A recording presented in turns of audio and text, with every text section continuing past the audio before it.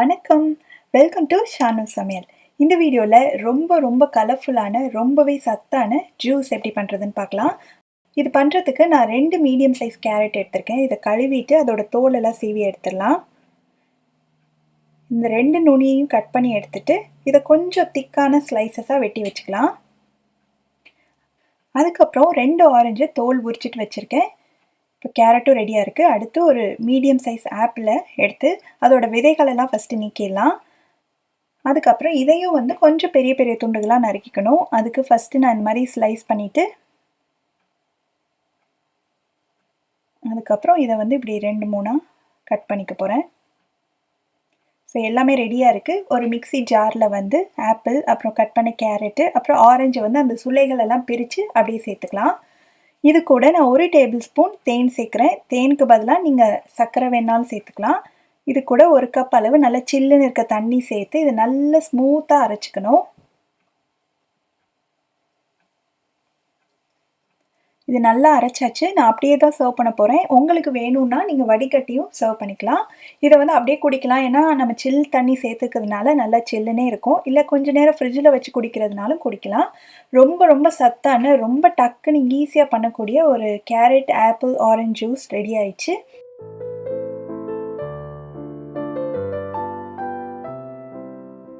நம்ம கடையிலலாம் apple juice வாங்கினா எப்படி இருக்குமோ அதே மாதிரி வீட்லேயே எப்படி கிளியரான ஆப்பிள் ஜூஸ் செய்கிறது அப்படின்னு சொல்லி பார்க்க போகிறோம். இது பண்ணுறதுக்கு நான் ஒரு 2 ஆப்பிள் எடுத்திருக்கேன். இது மீடியம் சைஸ் ஆப்பிள், நல்ல ஃப்ரெஷ்ஷான ஆப்பிளாக எடுத்துக்கோங்க. இப்போ நல்லா கழுவிட்டு நான் இந்த 2 ஆப்பிளோட தோலை சீவி எடுத்துட போகிறேன். உங்களுக்கு தோலோடு இருக்கிறது ஓகே அப்படின்னா நீங்கள் அப்படியே யூஸ் பண்ணிக்கலாம். இப்போ 2 ஆப்பிளுக்கும் தோலெல்லாம் எடுத்தாச்சு. இப்போது இதை சின்ன துண்டுகளாக வெட்டிக்கலாம். கொஞ்சம் சின்ன துண்டுகளாக வெட்டியாச்சுன்னா ஈஸியாக ரொம்ப வேகமாக அரைப்பட்டுரும். அதனால தான்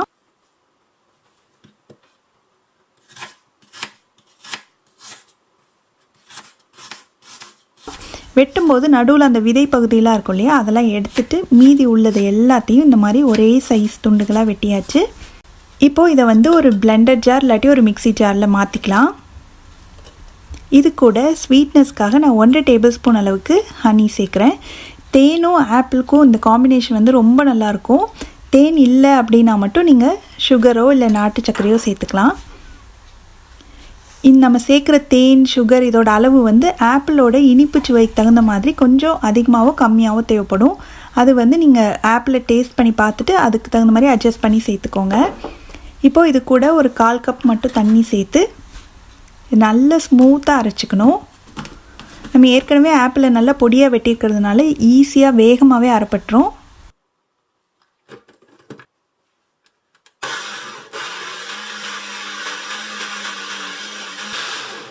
இப்போ நல்லா அரைப்பட்டுருச்சு. இப்போது இதை ஒரு வடிகட்டியில் நம்ம வடிகட்டி எடுத்துக்க போகிறேன்.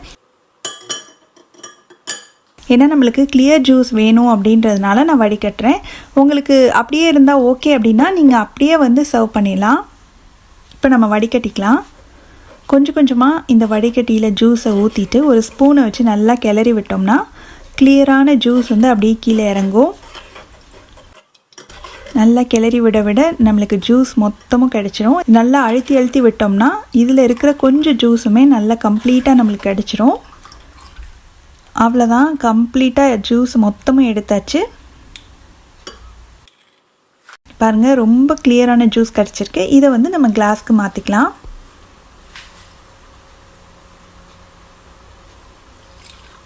இது கூட உங்களுக்கு வேணும்னா நீங்கள் ஐஸ் க்யூப் சேர்த்துக்கலாம். அப்படி இல்லாட்டி நீங்கள் தண்ணி சேர்க்குறது நார்மலான தண்ணி சேர்க்குறதுக்கு பதிலாக கொஞ்சம் ஐஸ் வாட்டர் வேணாலும் சேர்த்துக்கலாம்.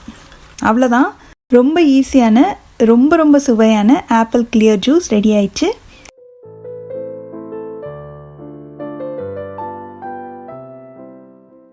ரொம்பவே சுவையான ஒரு சம்மர் ட்ரிங்க் தான் பார்க்க போகிறோம். பைனாப்பிள் ஜூஸ் எப்படி பண்ணுறதுன்னு பார்க்கலாம். இது பண்ணுறதுக்கு நான் 2 கப் அளவுக்கு பைனாப்பிள் துண்டுகளை இந்த மாதிரி சின்ன துண்டுகளாக வெட்டி எடுத்திருக்கேன். இதை ஒரு பிளெண்டர் ஜாரில் சேர்த்துடலாம். இது கூடவே ஒரு 1/4 டீஸ்பூன் அளவுக்கு உப்பு, 2 டேபிள் ஸ்பூன் சர்க்கரையோட அளவு பைனாப்பிள் எந்த அளவுக்கு இனிப்பாக இருக்குன்றதை பொறுத்து அதிகமாகவோ கம்மியாகவோ மாற்றிக்கலாம். இது கூடவே 1/2 கப் அளவுக்கு நல்லா சில்லுன்னு இருக்கிற தண்ணி சேர்த்துக்கிறேன். இப்போது இதை வந்து நல்ல ஸ்மூத்தாக அரைச்சிக்கணும். இது நல்லா அரைச்சாச்சு. இப்போ இந்த ஜூஸை வந்து நான் வடிகட்டிக்க போகிறேன். இந்த மாதிரி வடிகட்டினோம்னா நம்மளுக்கு நல்ல கிளியரான ஜூஸ் கிடைக்கும். கொஞ்சம் கொஞ்சமாக இதில் சேர்த்து நான் ஒரு ஸ்பூனை வச்சு நல்லா கிளறி விட்டோம்னா நம்மளுக்கு வந்து ஜூஸ் வந்து கீழே நல்லா கிளியராக கிடைக்கும். இது வந்து ரொம்ப கெட்டியாக இருக்கிறதுனால நான் இது வடிகட்டும் போது இன்னொரு அரை கப் அளவுக்கு சில்லுன்னு இருக்கிற தண்ணி சேர்த்துக்க போகிறேன். சேர்த்து இதை வந்து நல்லா ஸ்பூனை வச்சு கிளறிட்டே இருந்தோம்னா ஜூஸ் எல்லாம் அடியில் போயிடும். நல்லா இந்த மாதிரி ப்ரெஸ் பண்ணி விடுங்க. அந்த சக்கை மாதிரி வருது பாருங்கள். இதை வந்து நம்ம தூக்கி போட்டுடலாம். அவ்வளோதான், ஜூஸ் ரெடி ஆயிடுச்சு. இதை வந்து சர்விங் கிளாஸ்க்கு மாற்றிடலாம். நீங்கள் இதை குடிக்கும்போது இன்னும் சில்னஸ் வேணும் அப்படின்னு நினச்சிங்கன்னா ஒரு 2-3 ஐஸ் க்யூப்ஸும் போட்டுக்கலாம். நான் ஆல்ரெடி வந்து சில்லுன்னு இருக்க தண்ணி சேர்த்துக்கிறதுனால நான் ஐஸ் க்யூப் சேர்க்கலை. ஆல்ரெடி நல்லா கோல்டாக இருக்குது இந்த ஜூஸு. அவ்வளோதான், ரொம்ப ரொம்ப சுவையான ரொம்ப ஈஸியாக பண்ணக்கூடிய பைனாப்பிள் ஜூஸ் ரெடி ஆயிடுச்சு. ஒரு ஹெல்த்தியான ஜூஸ் ரெசிபி, கேரட்டையும் மாதுளம்பழத்தையும் வச்சு ஜூஸ் எப்படி பண்ணுறதுன்னு பார்க்க போகிறோம். அதுக்கு நான் ஒரு 50 கிராம் கேரட் எடுத்திருக்கேன். ஒரே ஒரு கேரட், மீடியம் சைஸ் கேரட்டு. உங்களுக்கு அதிகமாக வேணும்னாலும் நீங்கள் அதிகமாக சேர்த்துக்கலாம். அது கூட நான் 2 மீடியம் சைஸ் மாதுளையை உரித்து அதோட முத்துக்கள்லாம் எடுத்து வச்சுருக்கேன். கேரட்டையும் மாதுளையும் தனித்தனியாக போடுறதுக்கு பதிலாக இந்த மாதிரி சேர்த்து ஜூஸ் பண்ணோம்னா ரொம்ப டேஸ்ட்டாக இருக்கும், உடம்புக்கும் ரொம்ப நல்லது. நான் இன்றைக்கி கேரட்டை தோலோடு தான் போட போகிறேன். அதனால் கேரட்டை நல்லா கழுவிடணும். அதோட இடுக்குகள்லாம் மண் இருக்கிறதுக்கு சான்சஸ் இருக்குது. அதனால் முடிஞ்ச வரைக்கும் நல்லா கழுவிடுங்க. தோல் வேண்டாம் அப்படின்னு நினைக்கிறவங்க தோலை சீவிட்டு அதுக்கப்புறமா யூஸ் பண்ணிக்கலாம். தோலோடு போட்டோம்னா நிறைய சத்துக்கள் வந்து இந்த ஜூஸில் சேரும். இப்போ இந்த கேரட்டை வந்து இந்த மாதிரி பொடி பொடி துண்டுகளாக நறுக்கி வச்சுருக்கேன். இதை நீங்கள் துருவியும் சேர்த்துக்கலாம். நறுக்கின கேரட்டை பிளெண்டரில் போட்டிருக்கேன். எப்போவுமே கேரட்டை ஃபஸ்ட்டு நம்ம பிளெண்ட் பண்ணிவிட்டு அதுக்கப்புறம் இந்த மாதிரி மாதுளை முத்துக்களை சேர்த்துக்கலாம். ஃபஸ்ட்டே 2ஐயும் சேர்த்துட்டோம்னா சரியாக அரைப்படாது. கேரட்டை ஃபஸ்ட்டு அரைச்சிட்டு அதுக்கப்புறம் தான் மாதுளம்பழத்தை அரைக்கணும். இந்த மாதிரி 2ஐயும் நல்லா அரைச்சாச்சு. இந்த ஸ்டேஜுக்கு நல்லா ஃபைனாக அரைச்சாச்சு. இதில் வந்து நான் 1 கப் அளவு தண்ணி சேர்க்க போகிறேன். நீங்கள் சேர்க்குற தண்ணி வந்து நல்லா சில் வாட்டராக சேர்த்திங்கன்னா ஜூஸ் குடிக்கிறதுக்கு சில்லுன்னு ரொம்ப நல்லாயிருக்கும். இப்போ தண்ணி சேர்த்துட்டு இதுக்கு தேவையான அளவுக்கு தேனோ சுகரோ சேர்த்துக்கலாம். இது ரெண்டும் சேர்க்காமல் அப்படியும் குடிக்கிறதுக்கு இந்த ஜூஸ் நல்லாயிருக்கும். நான் ஒரே ஒரு ஸ்பூன் மட்டும் ப்ரௌன் சுகர் சேர்த்துருக்கேன். இதை வந்து இன்னொரு தடவை பிளெண்ட் பண்ணி எடுத்துக்கலாம். இந்த சுகர்லாம் நல்லா கரையிறதுக்காக இப்போ இந்த நல்லா பிளெண்ட் பண்ணி எடுத்துட்டேன். இது நல்லா கலந்து விட்டுட்டு நம்ம இதை வடிகட்டிடணும். இப்போ ஒரு வடிகட்டியில் நம்ம பிளெண்ட் பண்ணியிருக்கிற ஜூஸை சேர்த்துடலாம்.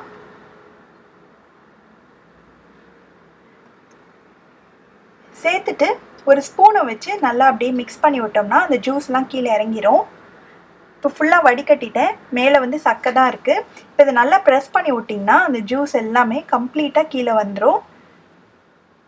இப்போ எனக்கு ஒரு 2 கப்பு அளவுக்கு ஜூஸ் கிடச்சிருக்கு. ஒரு அரை லிட்டர் அளவு ஜூஸ் கிடச்சிருக்கு. இதை நீங்கள் அப்படியே சர்வ் பண்ணலாம். இன்னும் சில்லுன்னு வேணும் அப்படின்னு நினைக்கிறவங்க வந்து ஐஸ் க்யூப்ஸ் போட்டு சர்வ் பண்ணலாம். நான் இன்றைக்கி சர்விங் கிளாஸில் 2 ஐஸ் க்யூப்ஸ் போட்டு சில்லுன்னு சர்வ் பண்ண போகிறேன். ஐஸ் க்யூப்ஸ் போட்டாச்சு. 2 கிளாஸ்லேயும் ஜூஸ் ஊற்றிடலாம்.